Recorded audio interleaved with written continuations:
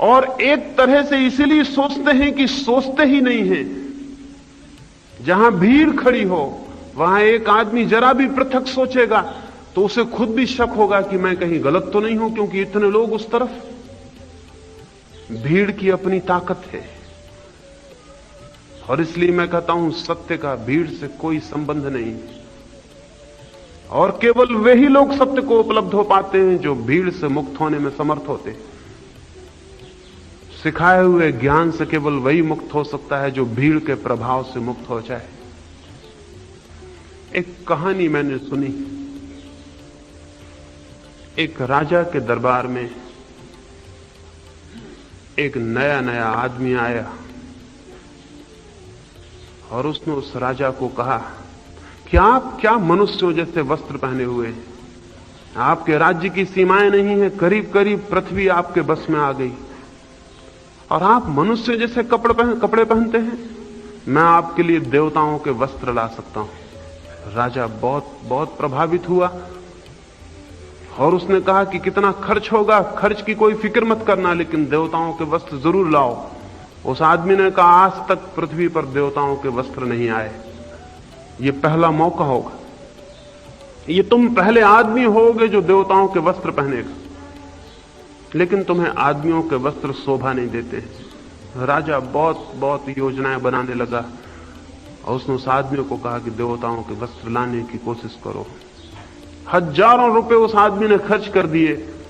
दरबारियों को शक था कि देवताओं के वस्त्र ना तो कभी देखे गए न कभी लाए गए, ये आदमी धोखेबाज ना हो।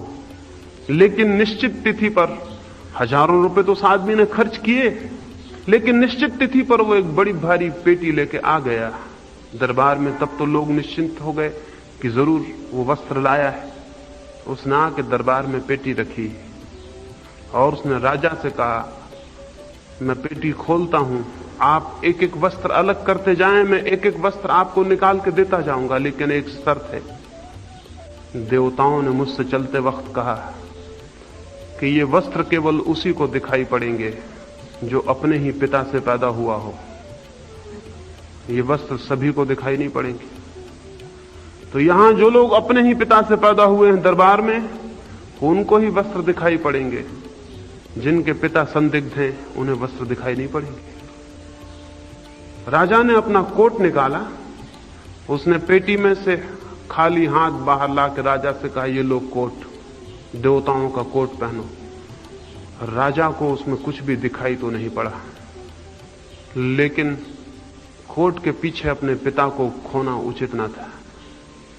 उसने जल्दी से वो कोट पहन लिया जो कि था ही नहीं, और एक एक वस्त्र राजा के वो उतरवाता गया। अब राजा ये भी कहने में मुश्किल पड़ गया कि मैं नग्न हुआ जा रहा हूं,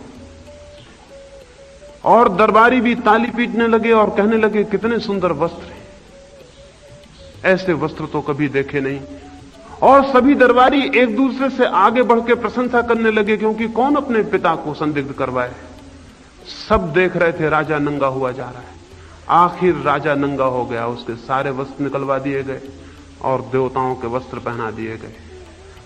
राजा देख रहा है कि मैं नंगा हूं, लेकिन सारे दरबारी तालियां पीट रहे हैं और कह रहे हैं कि वस्त्र बहुत सुंदर है। तो राजा ने सोचा हो सकता है मेरे पिता न रहे हों, और क्या कारण हो सकता है, क्योंकि इतने लोग जब कहते हैं तो ठीक ही कहते होंगे, इतने लोग गलत कहेंगे क्या। फिर उस आदमी ने कहा कि ये वस्त्र पहली दफे पृथ्वी पर उतरे हैं, राजधानी के लोग देखने को उत्सुक होंगे तो जुलूस निकाला जाए। तो राजा डरा, लेकिन उसने सोचा कि होंगे 10-5 ही लोग तो होंगे राजधानी में जिनके पिता संदिग्ध होंगे, उनको शायद मैं नंगा दिखाई पड़ूं, बाकी सारे लोगों को तो वस्त्र दिखाई ही पड़ेंगे। अब जो कुछ होगा होगा। इंकार करना ठीक ना था, क्योंकि इंकार का मतलब कि राजा को शक है कि वस्त्र नहीं। दरबारियों ने भी कहा कि तो बिल्कुल ठीक है। सारे गांव में खबर फैल गई कि राजा ऐसे वस्त्र पहन के निकलने वाला है जो केवल उनको ही दिखाई पड़ेंगे जिनके पिता सच्चे रहे हो। जुलूस निकला और सारे गांव में तालियां बजने लगी। लाखों लोग सड़कों के किनारे खड़े होकर कहने लगे कितने वस्त्र सुंदर हैं, ऐसे वस्त्र तो ना कभी देखे ना कभी सुने। राजा नंगा था, सारा गांव नंगा देख रहा था, लेकिन कौन कहे। एक छोटे से बच्चे ने हिम्मत की और उसने बीच सड़क पर राजा को रोक कर कहा कि कौन कहता है कि वस्त्र हैं, आप बिल्कुल नंगे मालूम हो रहे हैं। गांव के बूढ़ों ने कहा, तुम बच्चे हो, तुम अभी जानते नहीं, तुम्हें पता नहीं कि तुम क्या कह रहे हो। उससे तुम्हारे पिता संदिग्ध हो गए, और फिर तुम बच्चे हो, हम अनुभवी हैं, हम बूढ़े हैं, हम जानते हैं। उस बच्चे को रास्ते के किनारे से हटा लिया गया। एक ही बच्चे ने हिम्मत की, किसी बूढ़े ने तो कोई हिम्मत नहीं की, क्योंकि बूढ़े सब समझदार थे। उन सब ने वस्त्रों की तारीफ की और प्रशंसा की। सारे गांव में नंगा राजा होकर वापस लौट आया महल में। हर आदमी यही सोचता रहा कि मैं ही गड़बड़ हो सकता हूं, पूरा नगर कैसे गड़बड़ होगा। और किसी आदमी ने किसी दूसरे से ना कहा, क्योंकि दूसरे से कहने से बड़ी मुसीबत हो सकती थी। हमारे विश्वास इससे ज्यादा भिन्न नहीं है। हम उन्हें केवल इसलिए पकड़े रहते हैं कि और सारे लोग भी पकड़े हुए हैं। भीड़ चूंकि उन्हें पकड़े हुए है, इसलिए साहस हम में नहीं होता कि हम उन्हें छोड़ दें। और जब हमें मिट्टी की एक मूर्ति के सामने खड़े करके कहा जाता है कि ये भगवान है, तो हमें दिखाई तो पड़ती है मिट्टी की मूर्ति। राजा तो नंगा दिखाई पड़ता है, लेकिन जब सारे लोग कहते हैं कि ये भगवान है और राजा वस्त्र पहने हुए है, तो हम भी हाथ जोड़ते हैं और नमस्कार करते हैं और कहते हैं भगवान है। जो आदमी भीड़ के इस सम्मोहन में, ये जो भीड़ की हिप्नोसिस है, ये जो भीड़ का प्रभाव है, इसमें बह जाता है, वो आदमी कभी सत्य को नहीं खोज पाता है। उसका चित्त कभी इतना साहस नहीं जुटा पाता कि चीजें जैसी हैं उनको वैसा देख सके, चीजें जैसी हैं वैसा उनको देख सके, तथ्य जैसे हैं उनको वैसा देख सके, नग्न और सीधा नहीं। भीड़ का सम्मोहन बहुत गहरा है, और इसीलिए जब भीड़ मजबूत होती है तो व्यक्ति खो जाता है। दंगे फसाद में अगर 1000-2000 आदमी एक मकान में आग लगा रहे हैं तो आप भी सम्मिलित हो जाते। हो सकता था अकेले में आपसे कोई कहता कि इस मकान में आग लगा दो, तो आप कहते ये तो बड़ा बुरा काम है।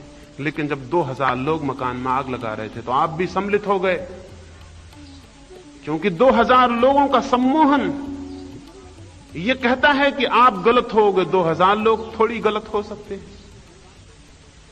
इसलिए दुनिया में जितने बड़े पाप हैं वो व्यक्तिगत आदमी कभी नहीं करते, हमेशा भीड़ में करते। छोटे पाप अलग अलग करते होंगे, बड़े पाप हमेशा भीड़ में करते। दुनिया में छोटे पापों का जुम्मा आदमियों पर कभी नहीं है, भीड़ पर उनका जुम्मा है। भीड़ में आदमी अपनी व्यक्तिगत जिम्मेवारी खो देता है। अभी हिंदुस्तान पाकिस्तान का बंटवारा हुआ, भीड़ ने क्या क्या नहीं किया। उस भीड़ में अच्छे लोग सम्मिलित थे, ऐसे लोग जो रोज सुबह कुरान पढ़ते थे, गीता पढ़ते थे, जो मंदिरों मस्जिदों में सत्संग करते थे, ऐसे लोग सम्मिलित थे। अगर उनसे हम अकेले में मिलकर पूछें तो वो कहेंगे हमारी समझ में नहीं आता कि ये कैसे हुआ। लेकिन जब भीड़ के बीच में वो खड़े थे तो उन्होंने भी किया। भीड़ के बीच में हमारी व्यक्तिगत चेतना खो जाती है।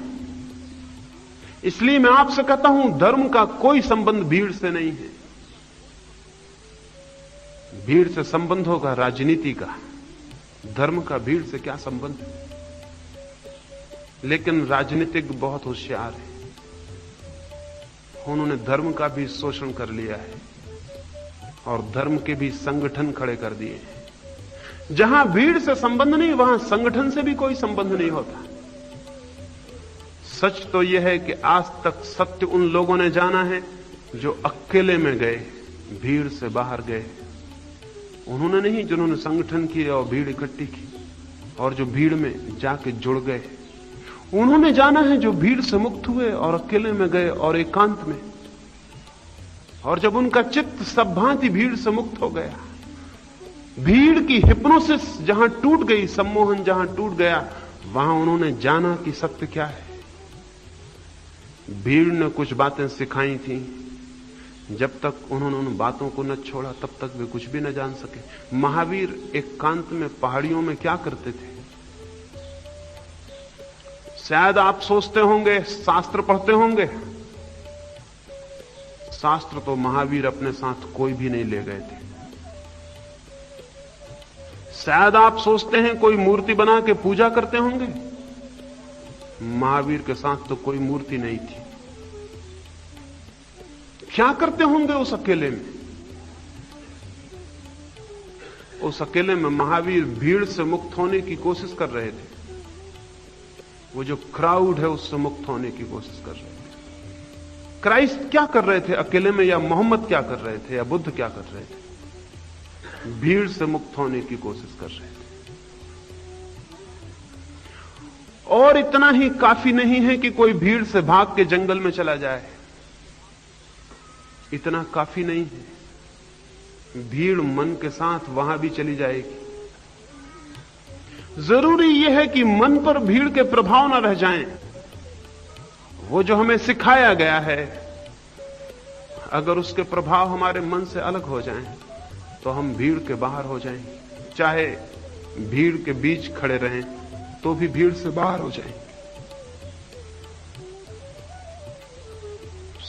सब हमारे विश्वास, हमारी धारणाएं, हमारे बंधन।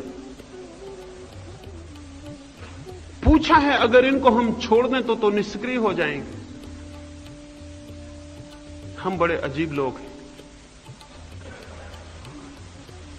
हम बिना छोड़े पूछना शुरू कर देते हैं कि छोड़ देंगे तो निष्क्रिय हो जाएंगे। जिसने छोड़ा है आज तक उसे निष्क्रिय देखा गया है? महावीर निष्क्रिय थे, बुद्ध निष्क्रिय थे। उनसे ज्यादा क्रियाशील और कौन होगा? बुद्ध मरने का सूचना कर चुके थे कि आज मैं मर जाऊंगा, और उन्होंने अपने भिक्षुओं से पूछा कि तुम्हें कुछ पूछना हो, अंतिम बात तो पूछ लो, मेरी आखिरी घड़ी आ गई और मैं विदा हो जाऊं। उन भिक्षुओं ने, उनकी आंखों में आंसू थे और उनसे कुछ भी पूछते न बन सका, और बुद्ध एक वृक्ष की ओट में चले गए और आंख बंद करके बैठ गए ताकि वो भीतर डूब सकें और शांति से विलीन हो जाएं। और तभी एक आदमी गांव से भागा हुआ पहुंचा और उसने कहा कि मुझे कुछ पूछना है बुद्ध से। तो भिक्षुओं ने कहा अब तो वो विदा भी ले चुके, अब तो वे आंखें भी बंद कर चुके और वे पूछ भी चुके कि तुम्हें कुछ पूछना तो नहीं है, तो हम तो इंकार कर दिए, अब असंभव है। लेकिन वो आदमी चिल्लाया, अगर ये अब असंभव है तो फिर कब संभव होगा? वो तो विलीन हो जाएंगे, फिर मैं किससे पूछूंगा? तो बुद्ध ने आंख खोल दी और कहा उस आदमी को वापस मत लौटाओ, कहीं मेरे ऊपर ये जुर्म ना लगे बाद में कि मैं जिंदा था और मेरे द्वार से कोई प्यासा लौट गया। उस आदमी को ले आओ। ये आदमी निष्क्रिय है। महावीर भाग रहे हैं नंगे और पैदल गांव गांव गांव गांव। किस लिए दौड़ रहे हैं?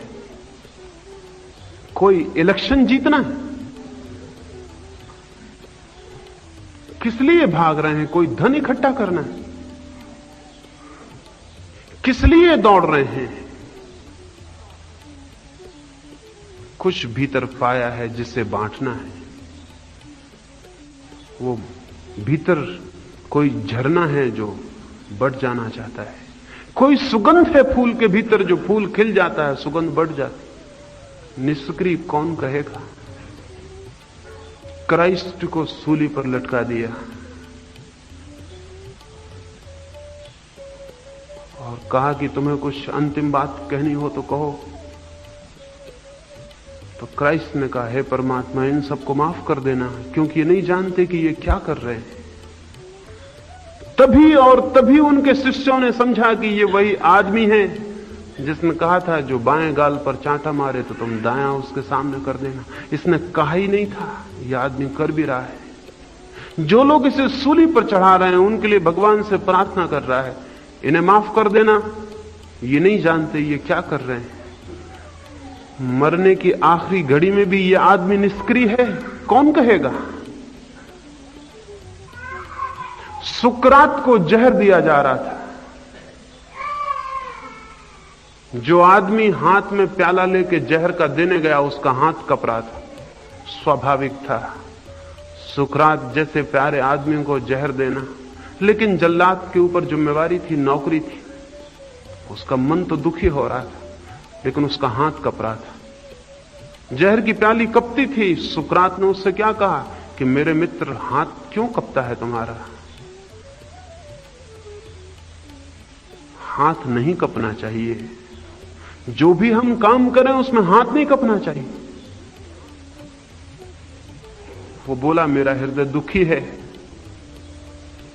मैं तुम्हारी मृत्यु का कारण बन रहा हूं। सुकरात ने कहा, तुम पागल हो, तुम्हें यह पता ही नहीं है कि सुकरात मरेगा नहीं, इसलिए बेफिक्र हो जाओ। सुकरात मरेगा नहीं, और तुम्हारे जहर से जो मर जाएगा वो सुकरात नहीं है। तुम बेफिक्र हो जाओ, हाथ को मत कपाओ, हाथ को निष्कंप हो जाने दो, दुखी भी मत हो, आंखों के आंसू पोंछ लो। यह आदमी जो खुद के मरते वक्त जहर का प्याला पी गया, उसके मित्र इकट्ठे थे। सुकरात ने कहा, कुछ पूछना हो तो पूछ लो। वे बोले कि हम क्या पूछें, आप जहर पी लिए हैं। सुकरात ने कहा, थोड़ा वक्त लग जाएगा, अभी मेरे पैर ठंडे होने शुरू हो गए हैं, फिर और ऊपर के पैर ठंडे हो जाएंगे, फिर हाथ ठंडे हो जाएंगे, लेकिन अभी थोड़ी देर में बोल सकूंगा। तो जब तक मैं बोल सकूं, अगर मुझसे कुछ तुम्हारा हित हो सकता हो तो हो लेने दो। अभी थोड़ी देर है मेरे मरने में, अभी ये शरीर मरेगा, इसमें थोड़ा समय लगेगा। तो जब तक मैं हूं तब तक कुछ करूं। इस आदमी को कौन निष्क्रिय कहेगा? आज तक कौन निष्क्रिय हुआ है? सत्य से बड़ी और कोई सक्रियता नहीं। और जो सक्रियता शांति से पैदा होती है, वही सक्रियता शुभ है। जो अशांति से पैदा होती है वो अशुभ है। हम सारे लोग सक्रिय हैं, लेकिन चित्त अशांत है। अशांति से जो सक्रियता पैदा होगी वो खतरनाक है। उससे दुनिया में दुख बढ़ेगा, पीड़ा बढ़ेगी, हिंसा बढ़ेगी। शांति से जो सक्रियता आती है, उसी से जीवन में शुभ का जन्म होता है, मंगल का जन्म होता है। लेकिन हम किए बिना पूछते हैं क्या होगा।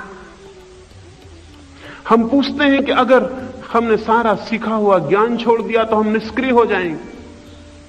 थोड़ा छोड़ के देखें, क्योंकि किसी आदमी को हम तैरने के लिए सिखाने को कहें, वो कहे मैं तो पानी में गिरूंगा तो डूब जाऊंगा। क्योंकि पानी में कोई भी गिरता है तो डूब जाता है। तब भी हम उसे कहेंगे थोड़ा तैर के देखें। तैरने वाला नहीं डूबता है, लेकिन वो कहेगा जब तक मैं तैरना ना सीख लूं तब तक मैं पानी में उतरूंगा नहीं। तो बिना पानी में उतरे कोई तैरना कभी सीख नहीं सकता। और जिसने तैरना नहीं जानता वो कहे कि जब तक मैं सीख ना लूं तब तक मैं उतरूंगा नहीं, क्योंकि पानी में जो उतरता है डूब जाता है। फिर तो बड़ी कठिनाई हो गई। पहले कदम तो बिना तैरना सीखे पानी में रखने पड़ेंगे, तो ही तैरना सीखा जा सकता है। अधिक लोग इसी भय से कि कहीं डूब ना जाएं, तैरने के सुख से ही वंचित रह जाते हैं।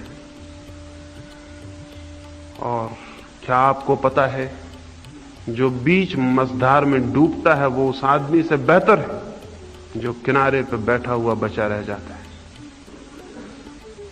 क्योंकि बीच मझधार में डूबने वाला भी कहीं पहुंचता है, कम से कम साहस तो किया। लेकिन जो किनारे पर ही बैठा रह जाता है वो तो कहीं भी नहीं पहुंचता। कबीर ने कहा है, मैं बौरी खोजन गई रहे किनारे बैठ। मैं ऐसी पागल, मैं खोजने गया तो मैं किनारे पर ही बैठ के रह गया। और पाया तो उन्होंने